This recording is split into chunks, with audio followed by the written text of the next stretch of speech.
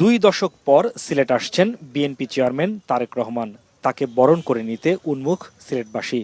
ব্যাপক প্রস্তুতি সম্পন্ন করেছে সিলেট জেলা ও মহানগর বিএনপি। শেষ হয়েছে আলিয়া মাদ্রাসা মাঠে জনসভার মঞ্চ নির্মাণ কাজ। জনসভায় সর্বোচ্চ উপস্থিতি নিশ্চিত করতে নগর জুড়ে প্রচারণা চালাচ্ছে বিএনপি ও এর অঙ্গ সংগঠনগুলো।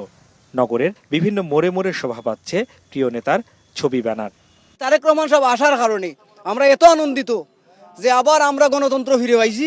শুধু আমাদের দলের নেতাকর্মী নয়, এই সিলেটের আপামর জনতাও উদ্গ্রীব হয়ে ওনার আগমনের অপেক্ষায় বসে আছে, ওনাকে বরণ করে নেওয়ার জন্য। যারা 40-50 বছরের মানুষ তারা বলতেছে সিলেটের দাবান আসতেছে, বুঝছেন ভাই? আর এত হাজার মানুষ হইব এটা বলার শেষ নাই। জাতীয় নির্বাচন সামনে রেখে এটি বিএনপির প্রথম নির্বাচনী সভা, তাই নেতাকর্মীরা একটু বেশি উচ্ছ্বসিত। সাধারণ মানুষ বলছে স্বপ্রণোদিতভাবে। আমার তো মনে হয় আজকে রাত্রে কানায় কানায় ভরে যাবে আলিয়া মাদ্রাসা। আমাদের প্রিয় নেতা আগামীকালকে এই মাঠে সিলেটবাসীর জন্য এবং দেশবাসীর জন্য প্রথম নির্বাচনী প্রচারণায় চমক বক্তব্য দিবেন, যে বক্তব্যের মাধ্যমেই এই দেশ এবং আগামীর বাংলাদেশ কিভাবে হবে সেটাই কিন্তু এই পবিত্র পূণ্যভূমি সিলেট থেকেই উনি বক্তব্য রাখবেন। জনসভাকে কেন্দ্র করে সর্বোচ্চ নিরাপত্তা নিশ্চিত করা হয়েছে জানিয়েছে সিলেট মহানগর পুলিশ। সিলেট মহানগর এলাকায় যত ভিন্নতে উনি যাবেন এবং যে সকল পথ দিয়ে যাবেন সর্বত্র আমাদের নিরাপত্তা ব্যবস্থাপনা থাকবে। পাশাপাশি উনি যখন সিলেট মহানগর এলাকা ত্যাগ করবেন তখন সিলেট জেলা পুলিশ ওনার নিরাপত্তার সার্বিক দায়িত্বভার গ্রহণ করবেন।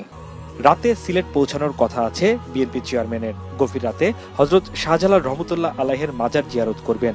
আগামীকাল সকালে যোগ দিবেন সিলেট আলিয়া মাদ্রাসা মাঠের নির্বাচনী সমাবেশে।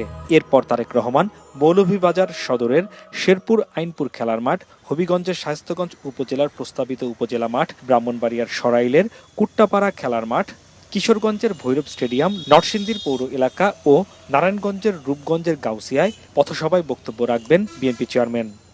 বিএনপির সিনিয়র যুগ্ম মহাসচিব হিসেবে একটি কর্মী সম্মেলনে যোগ দিতে 2005 সালে এই সিলেটে এসেছিলেন তারেক রহমান। এবার তিনি আসছেন বিএনপির চেয়ারম্যান হিসেবে। দলের ঐতিহ্য ধরে রেখে হযরত শাহজালাল এবং শাহপরান রহমতুল্লাহ আল্লাহের মাজার জিয়ারত এবং এখানে একটি নির্বাচনী জনসভার মধ্য দিয়ে বিএনপির নির্বাচনী প্রচার অভিযান শুরু করছেন তারেক রহমান। হাসনাইন তানভীর, মাছরাঙা সংবাদ, সিলেট।